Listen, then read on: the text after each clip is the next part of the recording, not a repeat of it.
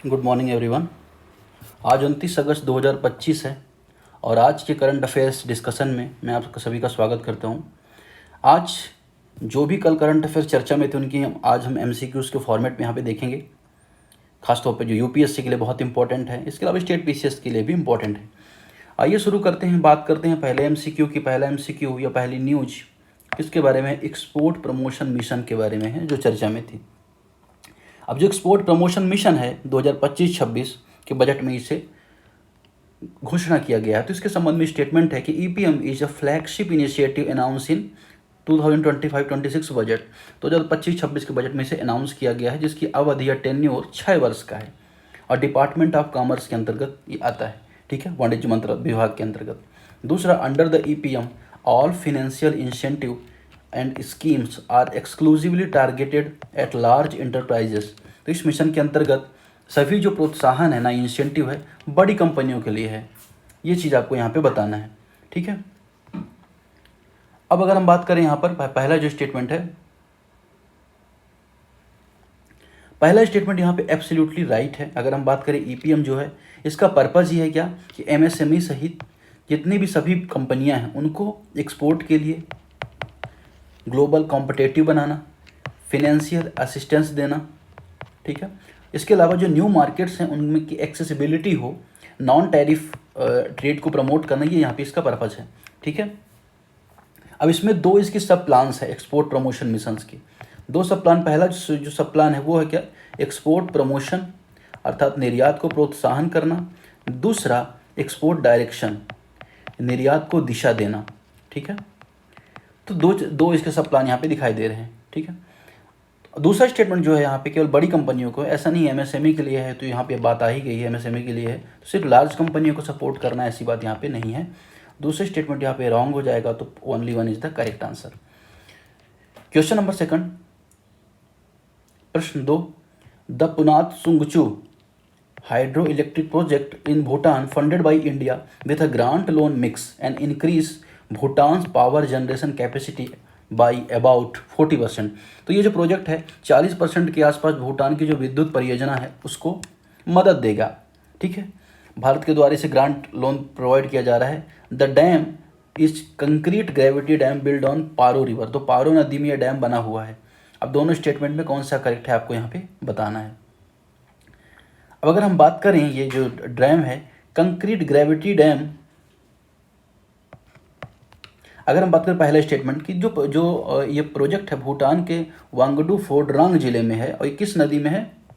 किस नदी में है इससे हम आपको बताना है। पुनात सुंगचू, ये इसी रिवर में है, ना कि पारो रिवर में। ठीक है, और पुनात सुंगचू रिवर पर है जो एक कंक्रीट ग्रेविटी डैम है। ठीक है, तो दूसरा ऑप्शन जो पारो रिवर का है तो ये गलत हो जाता है। दूसरा, भारत इस पर 30% के आसपास अगर आप देखेंगे ग्रांट दे रहा है। ठीक है, दूसरा 70% के आसपास भारत इसमें लोन दे रहा है। और इसमें पर्पज ये है कि जो भूटान इसको 3500 मेगावाट एनर्जी वो जनरेट करे और निर्भर हो, जिससे चाइना के ऊपर, कहते हैं ना कि जो चाइना की गोद में ना जाए भूटान नेपाल, इस वजह से ये भी प्रोजेक्ट रहते हैं। दूसरा, जो पड़ोसी राज्य उनको भी सहायता थोड़ा सा मिल पाए। अगर हम बात करें कंक्रीट ग्रेविटी डैम, ऐसे डैम्स होते हैं जो मुख्य रूप से अपने भार में स्थिरता मिलती है जिनको बेसिकली, और रन ऑफ द रिवर बांध में अधिक जल संचय नहीं होता। तो दो टाइप के डैम आपको देखने में, तो कंक्रीट ग्रेविटी, दूसरा run of the river. Run of the river में पानी बहता रहता है बहुत ज़्यादा, उसको कहते हैं ना कि बहुत ज़्यादा स्टोर नहीं किया जाता वाटर को, रिवर के फ्लो पर वो डिपेंड करता है। क्वेश्चन नंबर 3, तो ऑप्शन ए यहाँ पे करेक्ट हो जाएगा। क्वेश्चन नंबर 3 की बात करते हैं गोरुमारा नेशनल पार्क के संबंध में। Is situated in West Bengal Duars Terai region. तो जो दुआर्स तराई रीजन है, क्षेत्र है, उसमें ये स्थित है और वन और राइनो यहाँ पे फेमस है। दूसरा स्टेटमेंट है the park is located on the bank of Murti and Raidak rivers in the foothills of Vindhyan range. यह विंध्य पर्वतमाला के तलहटी में रायदक नदी पर स्थित है। अब बताइए कौन सा करेक्ट है यहाँ पे? तो पहला ऑप्शन जो है करेक्ट है, वो हिमालय तलहटी पर तो है ही, ठीक है ना। लेकिन अगर हम बात करें विंध्य का, नहीं है। तो विंध्य क्योंकि आपको पता होना चाहिए, अगर भारत के मैप है ना, और हिमालय रीजन तो आपको पता होगा कौन से हैं। हिमालय रीजन आपको पता होगा, ये वाले जो रीजन हिमालय स्टेट के माने जाते हैं, और विंध्य और सतपुड़ा यहाँ पे है, तो इस रीजन पर तो नहीं है। इस पार्क में अगर हम देखें तो गेंडा, हाथी, सिंधुआ आदि ये सब तो पाए ही जाते हैं, ठीक है। और अगर हम बात करें तो इससे करेक्ट आंसर कौन सा हो जाएगा? करेक्ट आंसर हो जाएगा ओनली 1, ठीक है। क्वेश्चन नंबर 4, पोंग डैम के संबंध में कि Pong dam is build on the Beas river in Himachal Pradesh has created Maharana Pratap Sagar a famous artificial lake.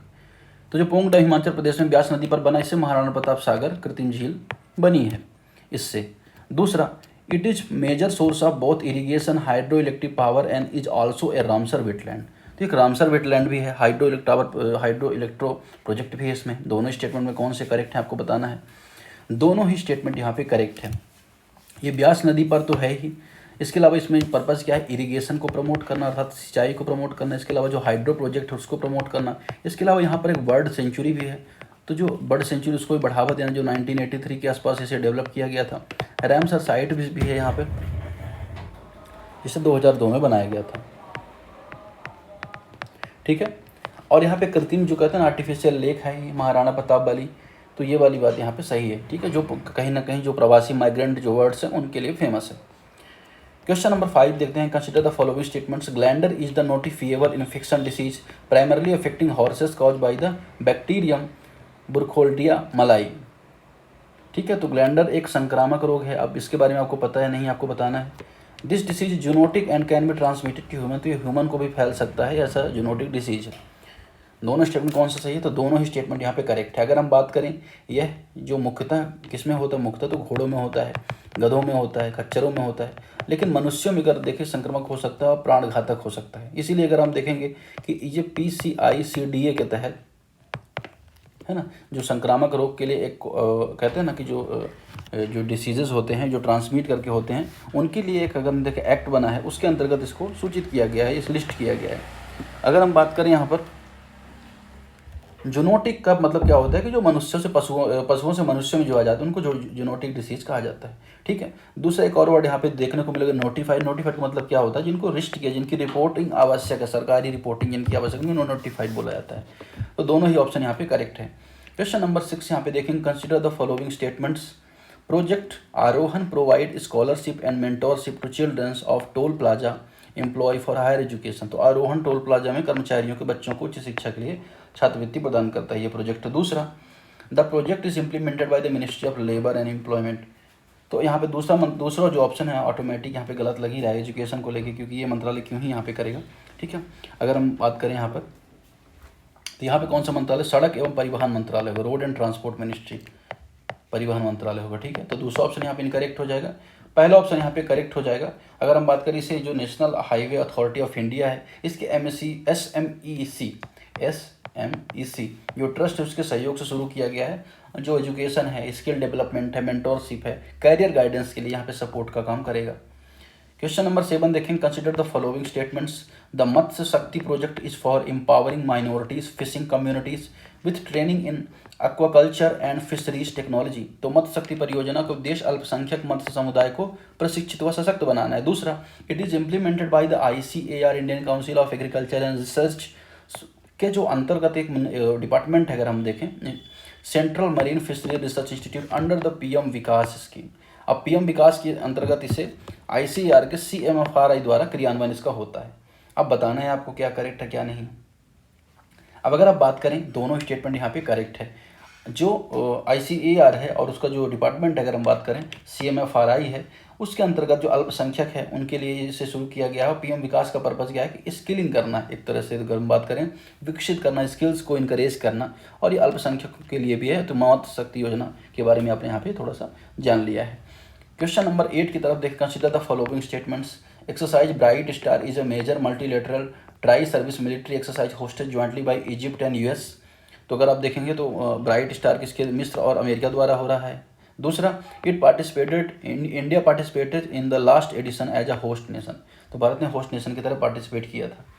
अब अगर हम बात करें यहाँ पे दूसरे स्टेटमेंट यहाँ पे इनकरेक्ट, भारत होस्ट नहीं बल्कि अगर आप देखेंगे पार्टिसिपेंट की तरह, मतलब एक प्रतिभागी की तरह उसने भाग लिया था, होस्ट नहीं था पिछली बार, ठीक है। पहली बात ये गलत हो गई। दूसरा, इजिप्ट और US के बीच में है और प्रत्येक 2 वर्ष में होती है, 2 वर्ष में एक बार होती है। मॉडर्न जो स्ट्रैटेजी है, फायरिंग है, जो एक मिलिट्री कम्युनिकेशन उसको बेहतर करने के लिए यहाँ पे ट्राई मिलिट्री एक्सरसाइज यहाँ पे होती है, जिसमें एयरफोर्स, नेवी और थल सेना तीनों इन्वॉल्व होती है।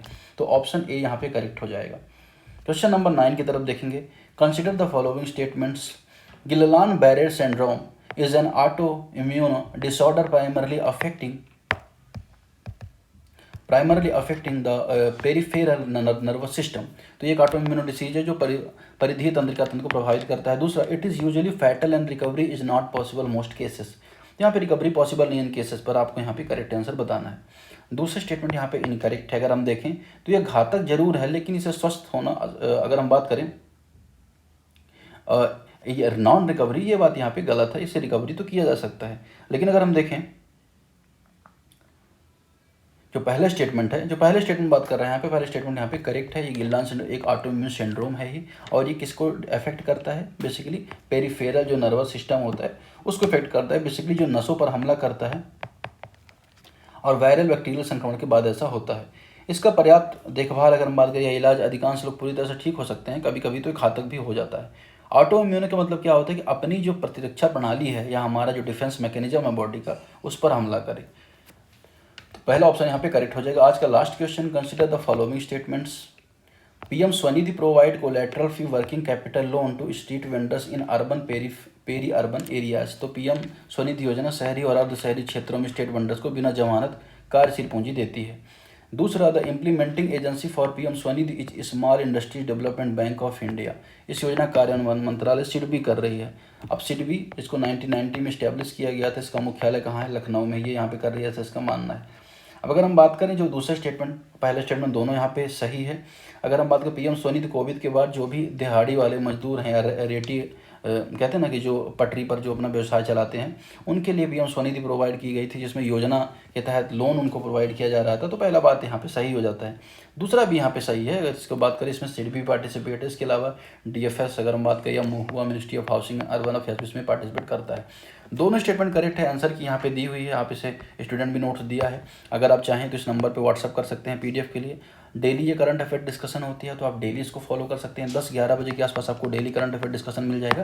तो आज के डिस्कशन में फिलहाल इतना ही, मिलते हैं। Thank you.